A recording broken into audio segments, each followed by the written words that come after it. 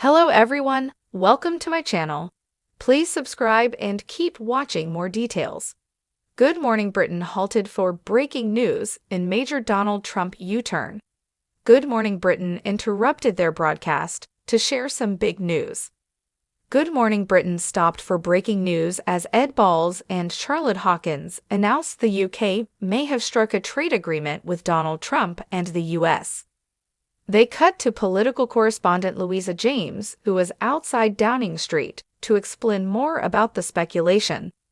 It would be quite something to have struck the first trade agreement with the US since Donald Trump imposed those sweeping tariffs across the world, and I think Downing Street would see as a vindication of their sometimes criticized approach to the president, which started with that Oval Office meeting a few months ago, and the offer of a second state visit to the UK, she said. Whenever we journalists have asked about the progress of a deal over the last few months, we've been told that they are working flat out, but there will be no running commentary. And that remains the line this morning. Downing Street revealing nothing. But take a look at this that Donald Trump posted on his Truth Social site just a few hours ago. Big news conference tomorrow morning at 10 a.m., he says.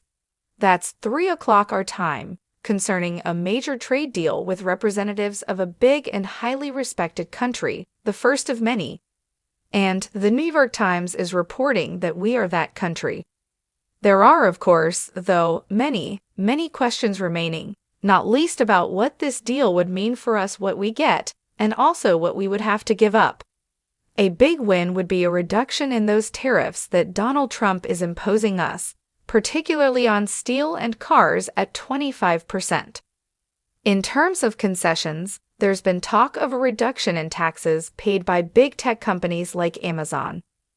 Some Labour MPs are already very unhappy about that, saying it would not be right when disabled people are being asked to accept cuts to their benefits.